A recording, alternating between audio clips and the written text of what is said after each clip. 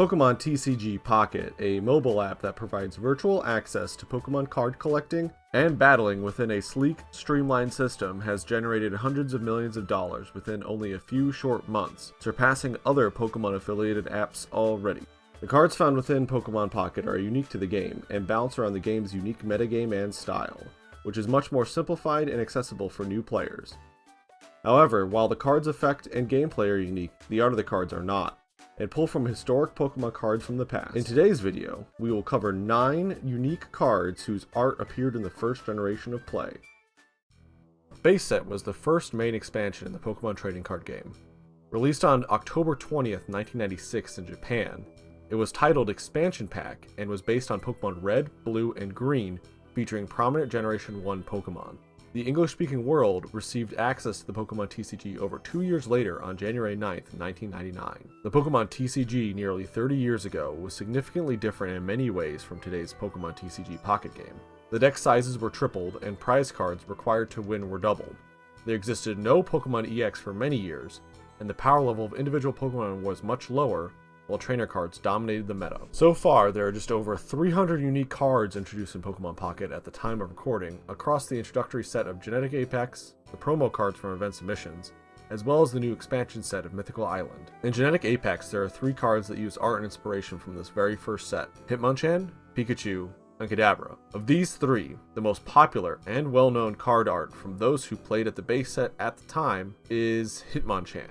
Hitmonchan is notorious in base set as part of probably the strongest deck at the time. Haymaker. The original Pokemon TCG meta was much different from how Pocket plays today, which benefited Hitmonchan greatly. First, energy isn't generated like it is in the game. Instead, you have to draw it as a card. Second, there are many more ways to interact with your opponent through cards such as energy removal and super energy removal. These 2 cards attack players' tempo, which drastically slows down the game and promotes attackers who are functionally immune to losing energy, like Hitmonchan. Hitmonchan could dish out 20 damage a turn at the cost of 1 fighting energy, and if the opponent tried to remove the energy, the player would just attach 1 again the following turn and continue to deal damage. This ensured that the Hitmonchan player would be up on damage and eventually prize cards, leading to a victory over the course of several turns. To current Pocket players, 20 damage is extremely low.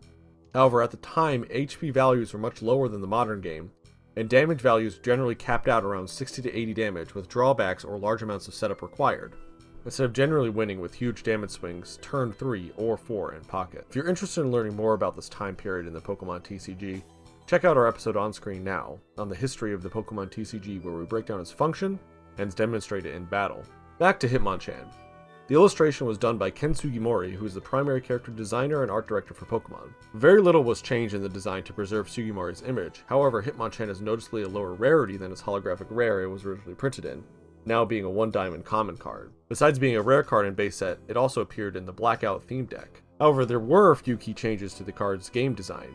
The changes that were made to the card's function represent the shift in design philosophy from 1996 all the way to 2024, with Hitmonchan now having only its jab attack at 30 base power instead of 20, and getting 10 HP and reducing its retreat cost by 1. As such, it is still within the theme of the original card, this being a quick attacker for low cost but also low damage. In the current metagame, this isn't enough to cut the mustard, and this once meta-defining threat is relegated to players' bulk binders in-game. The next reused card from base set is the iconic Mitsuhiro Arita Pikachu. It appeared first as a common card, then again in the Zap theme deck. This chubby Pikachu is famous as one of the very first representations of the franchise's mascot, and is a great illustration as to why the previous card, Hitmonchan, was so good at the time. Pikachu originally had 20 less HP than its Pocket counterpart, and did only 10 damage for 1 energy. Its second attack, Thunder Jolt, did 30 for 2 energy with a chance for paralysis, but this rarely got off, as once weakness is considered, it is 1-hit KO'd by Hitmonchan before it has a chance to set up. In base set, weaknesses would double the damage dealt instead of dealing a flat plus 20 in Pocket, so 30 damage attacks would become 60, enough to KO much of the roster, which made playing to type weaknesses much more important than it is in Pocket, where playing to mechanical weaknesses is much more prominent. As such, in Pocket, since it retained a fighting type weakness, it now could endure a 30 damage jab from Hitmonchan and live to evolve, potentially KO Hitmonchan on the crackback. To modernize the card, it retained its Gnaw attack, but instead was buffed to 20 damage and gained 20 more HP to sit at 60. In addition, changes to weaknesses has benefited basic Pokemon that evolve, such as Pikachu, as in order to balance their power budget, basic evolving Pokemon usually have lower HP, than basic non-evolving Pokemon, such as the aforementioned Hitmonchan. Pikachu currently sees some meta play in Pocket alongside Raichu and Pikachu EX decks as a tech option to one-hit KO opposing EX Pokemon. While not common, it is still adhering to the general design philosophy it had in base set of a weaker basic Pokemon evolving into a costly one-shot machine, which works better in the faster-paced metagame of Pocket. Finally, the last card released in base set that has reappeared in Genetic Apex and Pocket is Ken Sugimori's Kadabra. Appearing first as an uncommon card in base set, Kadabra was then printed alongside Pikachu in the Zap theme deck as well. As with the other two cards previously highlighted, Kadabra sees some modernization in its damage and appearance, increasing its HP by 20 to 80, and its Super Psy attack is buffed from 50 to 60 damage, and is made marginally more flexible as it now requires 1 Psychic and 2 colorless energies, instead of the inverse of 2 Psychics and 1 colorless energy. However, Kadabra loses its unique attack of Recover, which allows it to heal itself, as Pokemon Pocket has generally made card design choices which streamline deck building to insert certain cards as their own archetypes, and thus remove some of the more interesting and yet confusing secondary attacks more broadly, especially on Stage 1 Pokemon that are yet to evolve. In addition, for 2 energy, an ability that simply heals up 70 damage every single turn for little cost and can be charged by Pokemon such as Gardevoir would be extremely strong and catapult Kadabra to the forefront of the meta as a great tech option for stall decks. As such, it makes sense as to why this was removed and changed heading into the much simpler Pocket game. Unfortunately, while Kadabra saw some meta play in base set and Alakazam stall decks, it is currently on the fringe of meta play, seeing a resurgence in attention when paired with Mew EX as an anti-meta strategy into decks such as Celebi, Charizard, and Mewtwo. Jungle was the second expansion in the Pokemon trading card game. Released on March 5th, 1997 in Japan, it was titled Pokemon Jungle and was based on the Kanto Safari Zone, featuring Pokemon primarily from that area of the game. It also finished off some of the evolution lines previously introduced in base set. The English-speaking world received access to this expansion pack on June 16, 1999. This set contained only 48 unique cards, a notable decrease from the 102 in base set. As such, there are only a couple of cards whose art made their way into Pokemon TCG Pocket, Primeape and Meowth. Illustrated by Kagemaru Himono, Primeape was a generally forgettable card in its debut expansion. Its pre-evolution, Mankey, saw some play as a tech card for its ability Peek, which allowed the player to look at the card on top of either player's deck, a prize card, or a card in their opponent's hand, which provides substantive game knowledge. In a pinch, Mankey's scratch attack can also be used, as it is colorless and deals 10 damage. This is in stark contrast to Primeape and Pocket. Primeape was initially overlooked as its attack, Bite Back, is only strong if Primeape has already taken damage. This also conversely brings Primeape closer to being knocked out and limits its staying power and relevance, especially into a meta with a strong psychic deck such as Mewtwo EX. However, with the first promo pack event coming to the game, the Lapras EX drop event, Primeape rocketed into Tier 2 or Rogue Deck status as a new version of Mankey was added. This version of Mankey dealt decent damage for a basic evolution Pokemon, but had the added benefit of doing 10 damage to itself. Therefore, Primeape was no longer reliant on being hit by a weak move to dish out its 100 damage a turn. It could set this up itself. When this card was modernized, much of the original effects of Primeape's attacks were removed so they could slot into this glass cannon strategy. Instead of its damage being tied to coins in its 2 attacks of Fierce Swipes and Tantrum, it received a much more streamlined attack of Fight Back. In addition, Primeape gained 20 more HP to be more in line with its previously discussed peers. Of all the cards imported from the first generation of play, Mitsuhiro Arita's Jungle Meowth is perhaps the most true to its jungle counterpart, both in design and appearance in decks. Meowth functions as an additional tech card for combo decks that need draw power, providing 10 damage and a card draw for 1 energy. Sitting at 60 HP, it can take 1 or 2 hits from other basic Pokemon as a player sets up their bench. This functions extremely similar to Meowth from Jungle. It nearly never evolved into Persian, much like its Pocket counterpart. At the time, Meowth also benefited from the ability to attach 2 double colorless energy on the player's turn, which allowed a turn 1 Payday to draw a card and do a little bit of chip damage. The only real changes to Meowth were to reduce the energy cost to 1 to match the ability to use Payday on turn 1 like in Jungle, and the HP was buffed to 60 from 50. The Jungle Meowth also had a printing in the Water Blast theme deck as a consistency piece for the aggressive Rushdown deck. Fossil was the third expansion in the Pokemon trading card game. Released on June 21st, 1997 in Japan, it was titled The Mystery of the Fossils and was based on fossil Pokemon, introducing mechanics around the mysterious fossil trainer card, which would see different iterations later in the Pokemon TCG. This set also featured the remainder of the 150 original Pokemon that had yet to be introduced. The English-speaking world received access to this set over 2 years later on October 10th, 1999. Like Jungle, this set contained only 48 cards, and yet it still had a substantive impact upon the metagame. However, the release of Miki Tanaka's Fossil Slowpoke in Pocket has seen next to no viable play. This is much like its performance in its debut generation.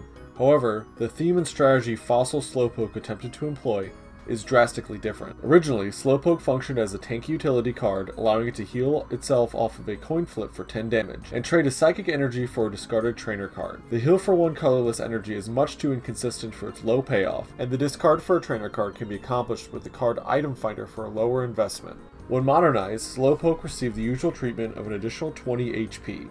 Its unique moves were replaced with a simple 30 damage attack for 2 energy. Its retreat cost was also doubled to 2, making it much less flexible on the field. While having a 30 damage attack for 2 energy and 70 HP isn't necessarily bad, the 2 energy retreat cost and next to no payoff for evolving makes it so much like its fossil counterpart.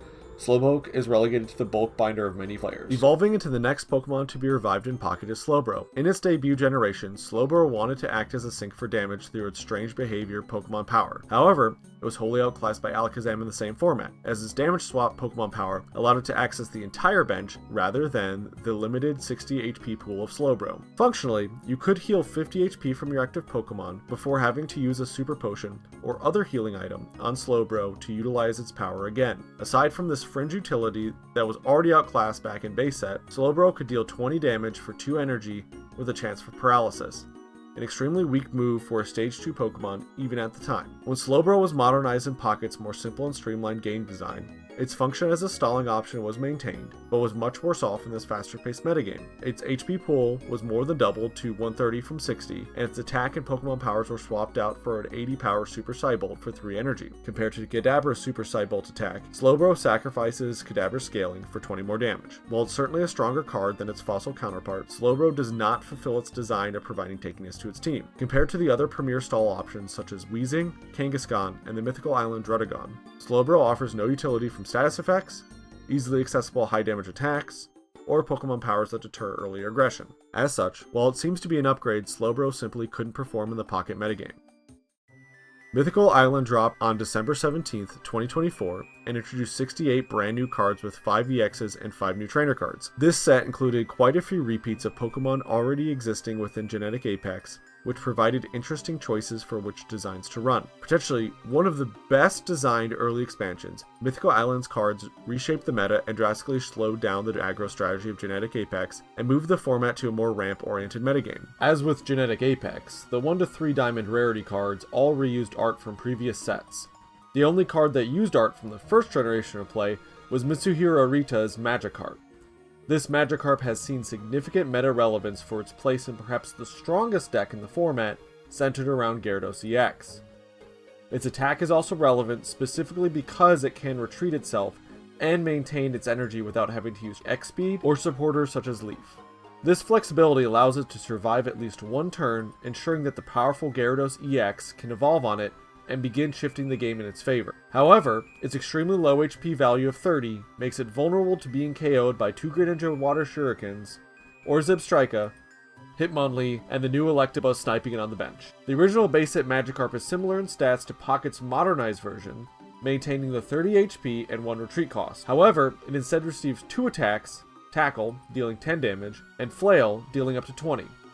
It still functions as a weak pre-evolution to an extremely powerful and costly Gyarados, but the focus on sitting on the active slot and actually applying damage is anti-synergistic and risky considering the extremely low HP value. As such, while base set Magikarp saw some niche play in Rain Dance decks alongside its evolved form of Gyarados, Mythical Island's upgraded Magikarp is swimming happily atop the online ladder of TCG Pocket.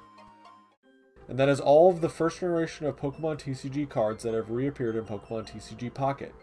Let us know down in the comments if you missed any cards, or if you missed anything on the meta relevance and utility of the cards mentioned either historically or in Pokemon TCG Pocket.